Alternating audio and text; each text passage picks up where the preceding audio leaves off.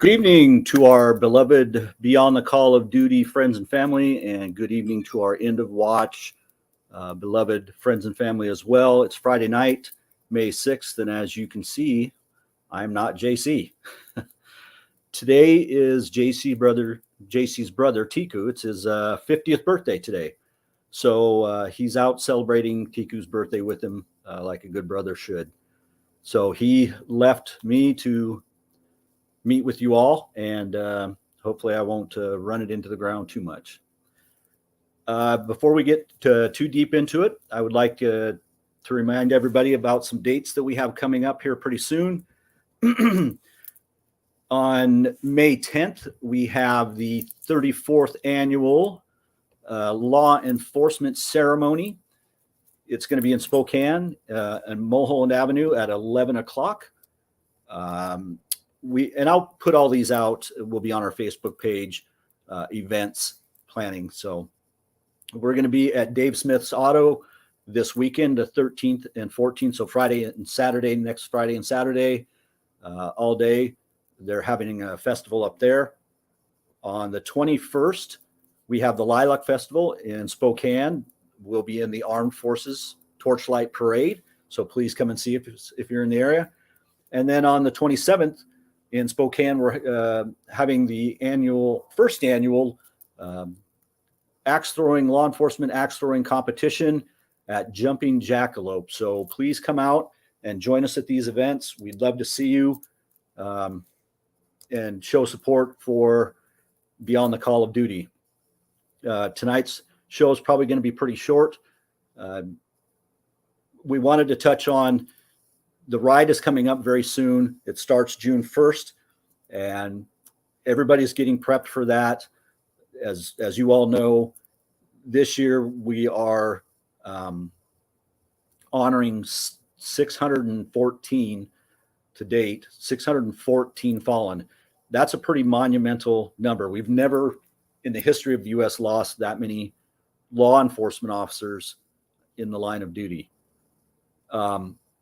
The ride itself, the physical ride of going across the country, 20,000 miles this year will end up being about 23,000 miles.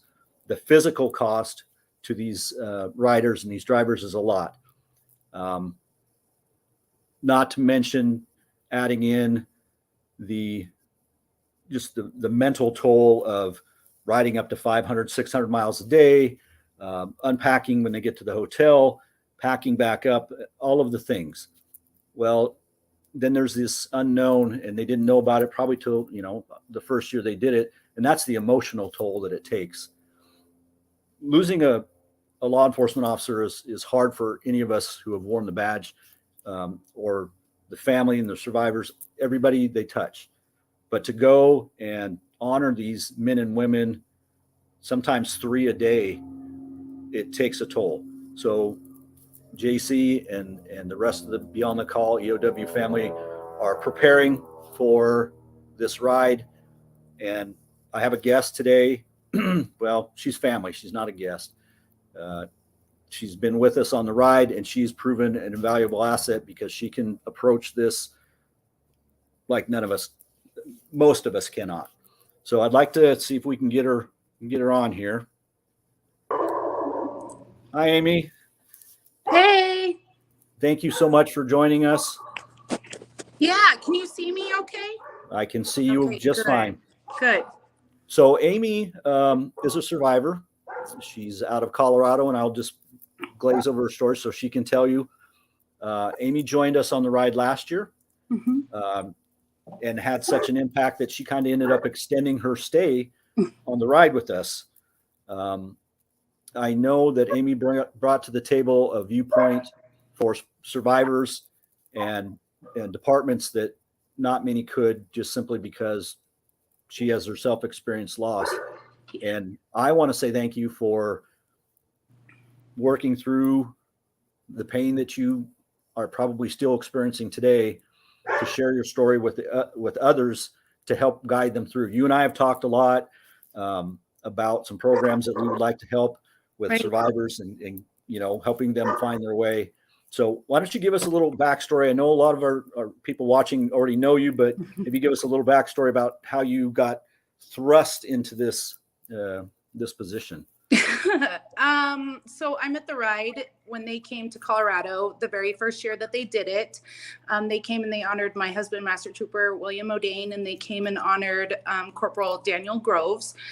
So Eddie Gomez and Eddie has also been on the Ride.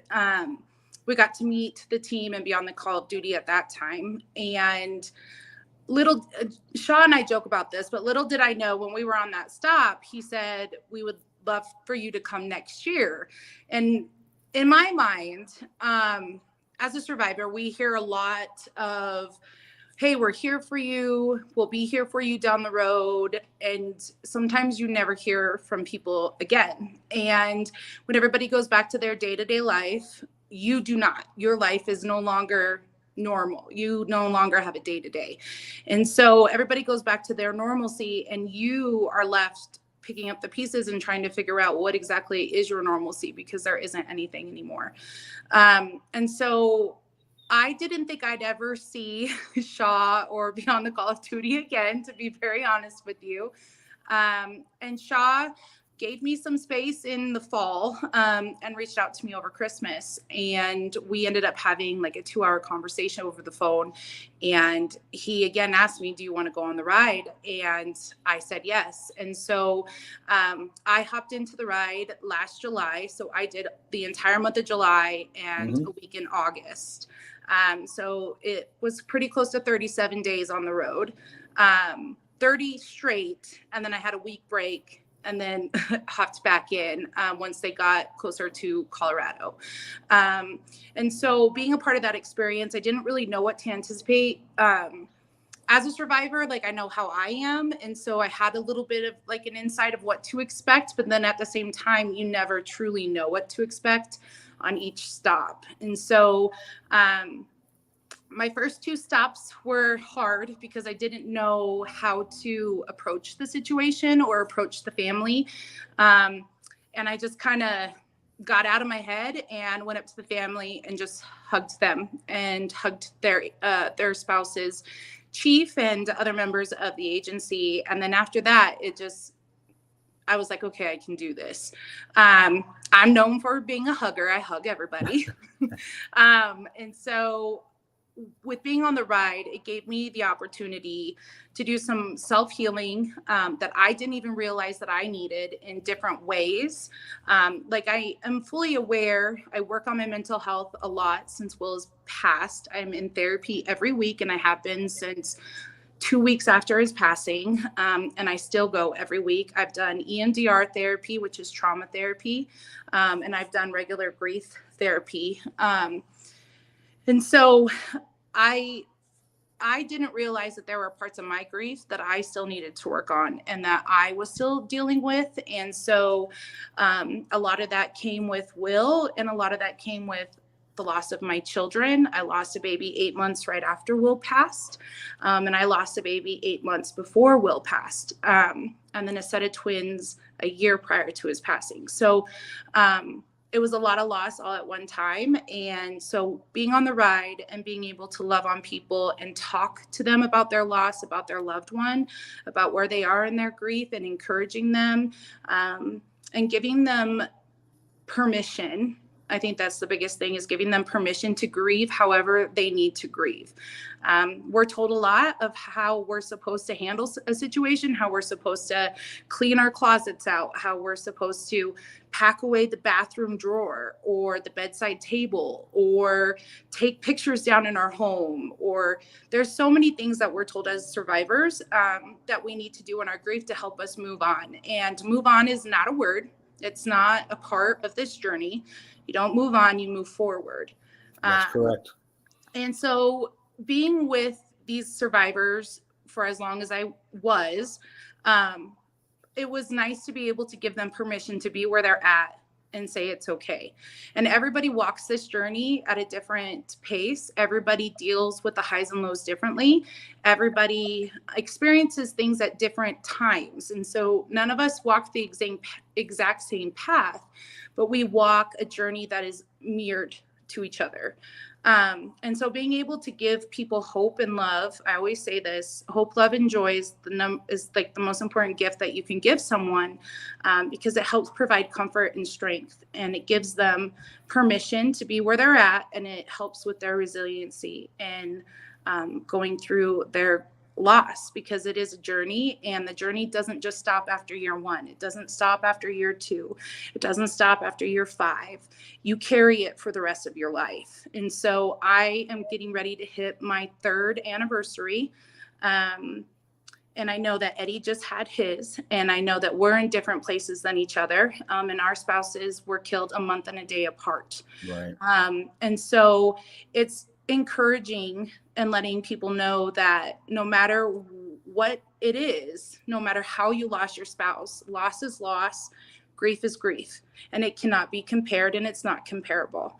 Well, Each situation, it's not a contrast. right? It's not, and each situation is very different. And so being able to love on people and encourage them through their grief was such an amazing experience. And it helped me in my healing in ways that I never thought. And it helped me reflect on the things that I still need to work on. And so one of those things for me was being more present with my family. I kind of took a step back thinking I was protecting them from them seeing me in pain.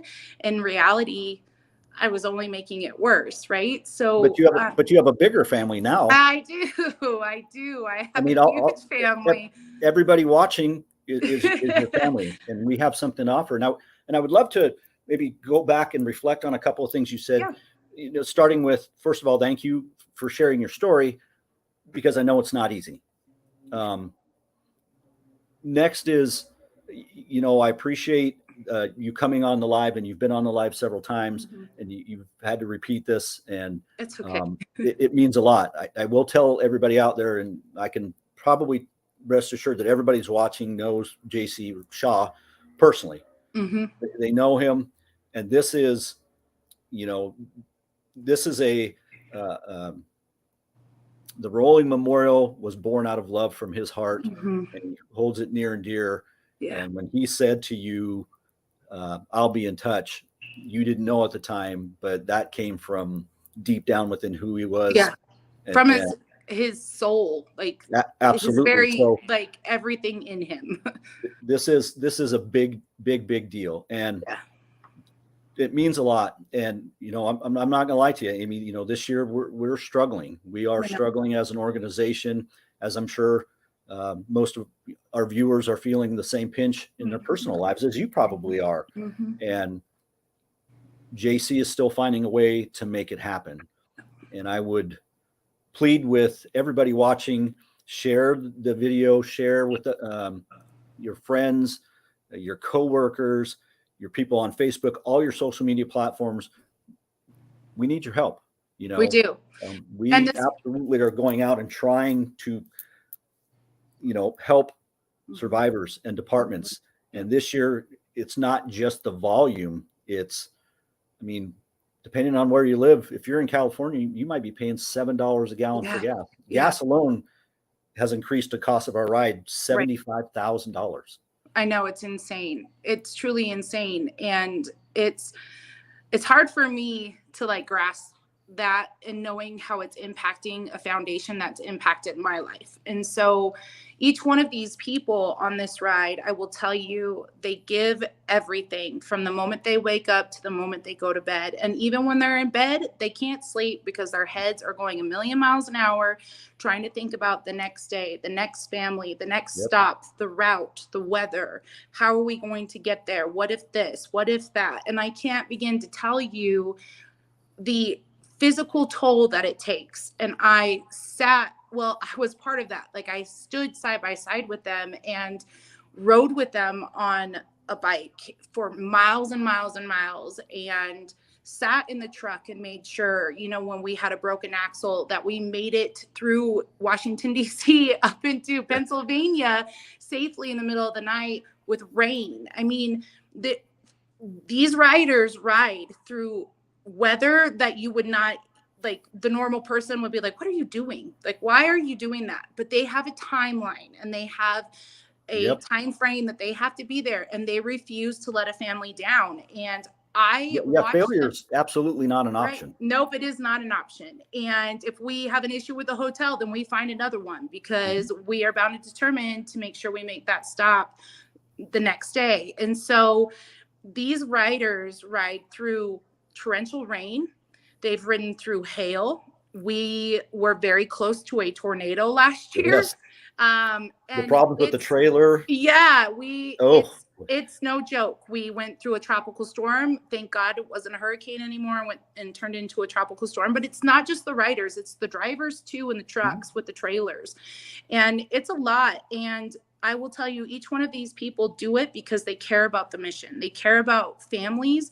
They care about honoring the loss of their loved one. They care about honoring the officers that gave the ultimate sacrifice to this Yes. country, to their community, to their state. And so it's heartbreaking for me to hear that funding is so tight and it's hard. And so it's important that we do whatever we can do to help you guys with your mission and what you guys do. I mean, you talked about what you guys do for survivors. Well, you've connected me, okay, to I don't even know how many families I saw. I know it was close to 100 last summer.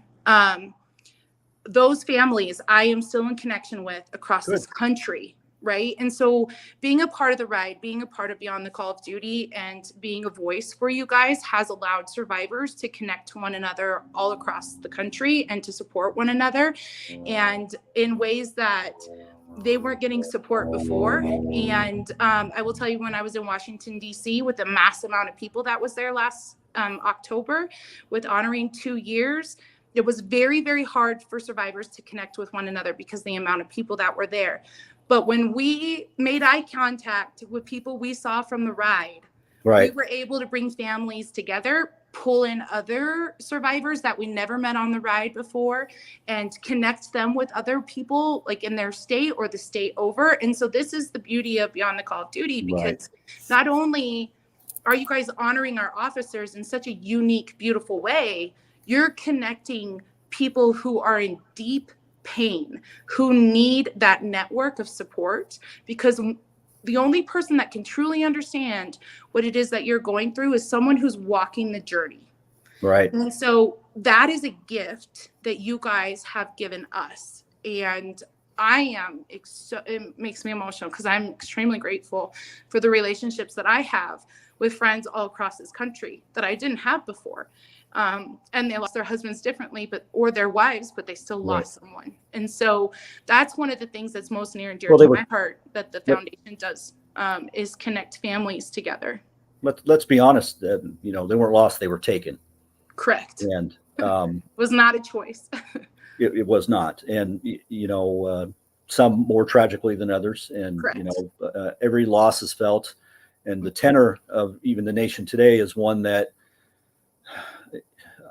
I don't even know how to say this, because you come from a very long background of law enforcement myself. Our brothers and sisters are not expendable. No, they're not.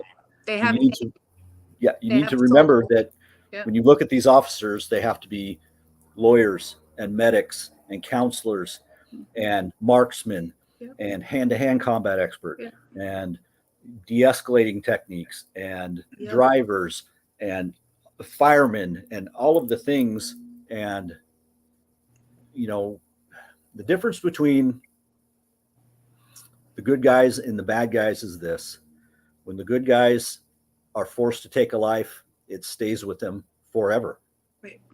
And we talk a lot about the survivors, and God bless them for the sacrifices that they made, but when you see officers out on the street, know that officer is probably carrying the burdens of their own. And it's not just survivors from family, not just grandparents, not just aunts, uncles, kids, mothers, fathers, wives, husbands.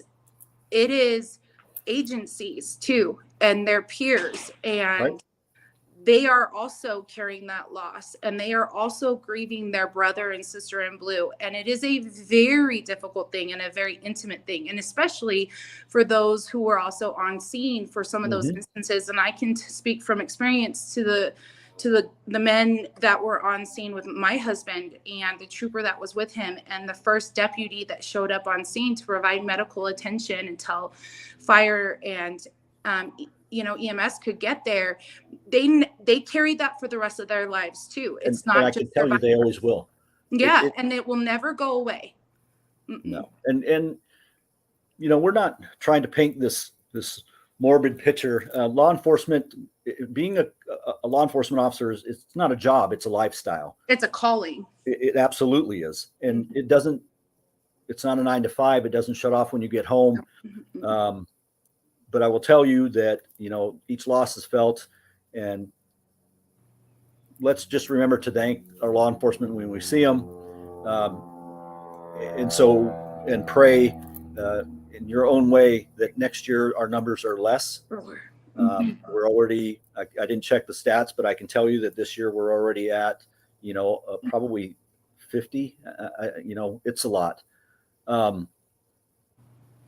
To put some perspective on this, on our ride this year, we'll spend about 2 weeks in Texas. I'll be there for that entire leg. So prep yourself. It's going to be a lot. Texas is 105 fallen for the entire state. And granted, Texas is a big state. I'm in Alaska, so they're not too big. 105 fallen is astronomical. It absolutely is. And not only 105 fallen, but there's one department that has 60 lost last year, just last year.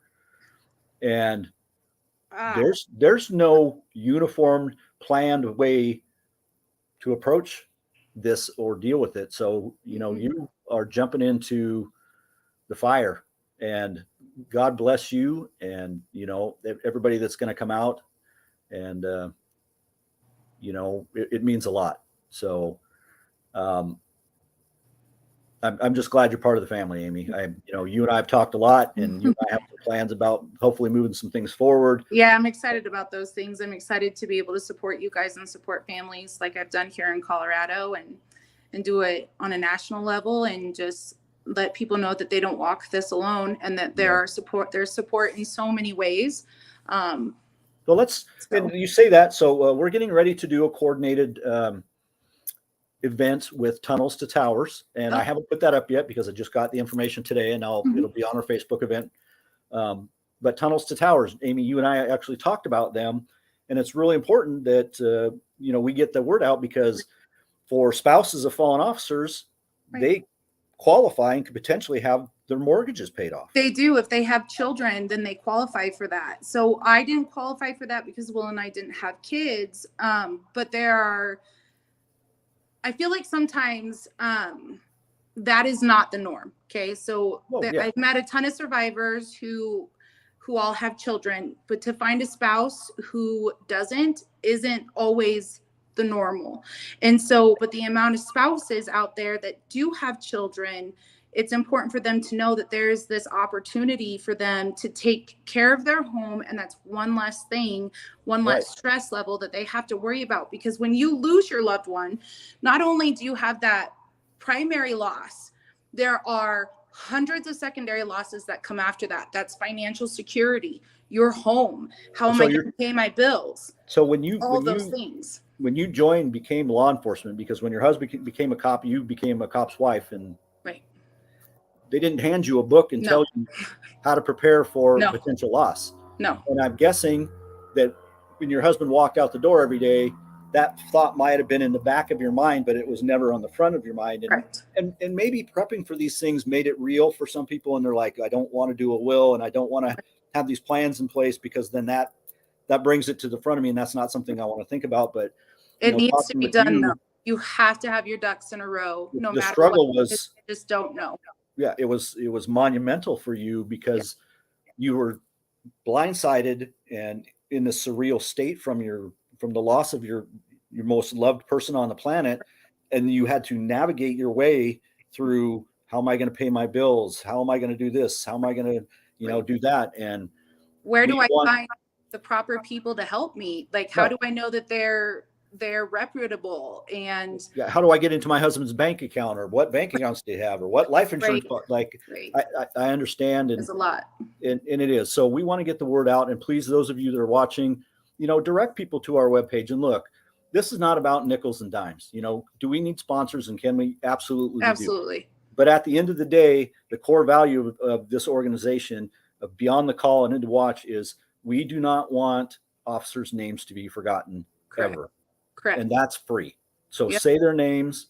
Yep. When you see them on the Facebook page, I post, we post every day on Twitter, Instagram, Facebook, remembering a fallen officer. Mm-hmm. If you have an officer that was a friend of yours, a spouse, a loved one, and their anniversary is coming up, reach out to us so we can use Honor them as our officer of the day, because we want to remember them. Right.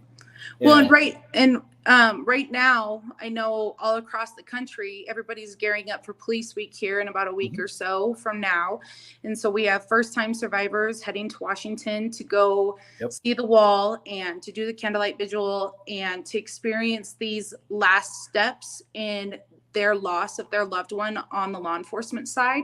But we also have everywhere across the country right now happening. Today, it happened here in Colorado. We did our Colorado Memorial Ceremony at Camp George West for our fallen of this year, our fallen of the past who just got deemed line of duty, and to honor our officers who gave the ultimate sacrifices years before. So I can tell you right now, all across the country, states are doing their memorials right now to gear up for Police Week. And so families are in the fire right now, and they're going through a lot. And just be and there they're for experiencing these things right now. And some of these things are these huge milestones in their grief and being able to lay their officer to rest. Eddie and I did not get to lay our officers to rest fully for 2 years because of COVID. Right. So we didn't finally get to take a breath and say, wow, we're done. Yeah, you didn't get a sense of closure. Yeah. Right. And, so I know you said there's never closure. It's something you're working your way through, and you just got to keep stepping forward. So correct. It's just part of the loss of losing someone in the line of duty. And so it was postponed, and it was like ripping off a Band-Aid every time until we could finally finish everything. And so we have families right now who are at that point. We have families right now who are still at the beginning of their loss, 6 months into their loss, because they lost their officer, in November or December. And so I personally know a few widows here in Colorado who are going through that, who are young, who have young children, and who are experiencing these things for the first time. And Beyond the Call will be coming here to Colorado in August to honor their officers. That's right. And I've been very proud to say I will be standing beside you when they come to love on you, to honor, to say their name, and to let you know you're loved. Well, that trailer, that rolling memorial, the rolling memorial that we have is something to behold. And until you see it, you don't feel the weight of it until you see it. Yeah. So, let's go to some comments and see what we got here. Donner, Amy. Oh, this is for you, Amy. So tragic loss, baby, to your husband in such a short period of time. I can't, Amy, I can't. Like, there's no, I worked as an officer for a long time, and I had lost friends but I can't even imagine. So you are a wonderful human being in every aspect of the word, and we are lucky to have you honor us and be with us. And I will tell you that, a lot of painful trips in the world, at least there's little off-roads of pleasantries you find and families that you find. And we're glad that, fate navigated you towards us so you could be part of our life. Well, I'm just as blessed. I'm very grateful for every relationship that I have with Beyond the Call. So I'm just as blessed to be able to know you guys and love you, and to say that you're my family. So no, you absolutely are. Donna says National Police Week costs are rising as well, and each COPS chapter is running an increased airfare costs to help survivors get to National Police Week and the retreats. That's amazing. That's awesome. I've been to DC. I've been to National Police Week a couple of times in Washington, DC, and it's there's no words for it. There's absolutely not like you No. can. The closest I can come to it is the events of the Right. Rolling Memorial across the country. So Right. But yeah, every foundation is feeling the heaviness right now. Like he just said, with costs rising, and I know chapters are trying to figure out how they're going to get these families and how they're going to get the funding on a state level, not necessarily a national level, Yep. but on a state level, to help support these families to get there, and agencies and other officers who want to go and honor their peers. So it's felt everywhere. yep. Here's one for you, Amy. Hey, Eddie. Hi, Thank you so much Eddie. for being here.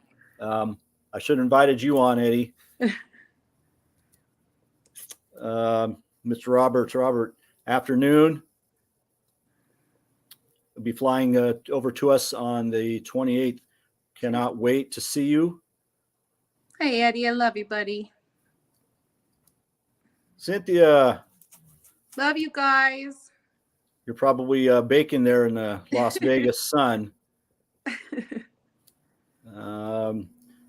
Billy, Hi, hey, Billy. Billy. Thank you, Billy, for all you do there in Yeah. Atlanta for the survivors and for law enforcement And through military. Delta and the Mhm. military. Thank you. It's a big deal. That's some of my favorite photographs still Mhm. from events last year is our events at the Delta in Atlanta at the hangar there. Billy, I'll be flying into Atlanta on the 21st of May. I'll message you. Yeah, you'll need to meet up with him. Janine, thank you and God bless you too. Yep. So as JC would say, Amy, thank you so much Oh, for of joining course. us.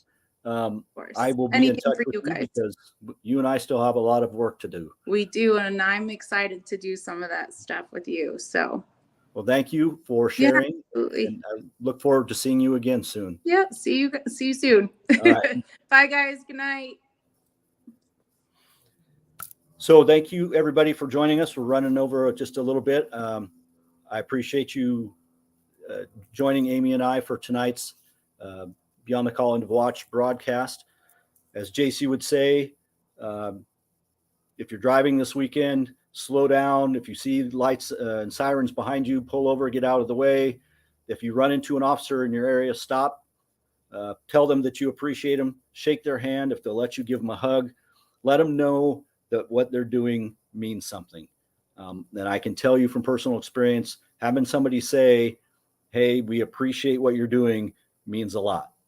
So God bless all of you. Have a wonderful and safe weekend, and we will see you next Friday.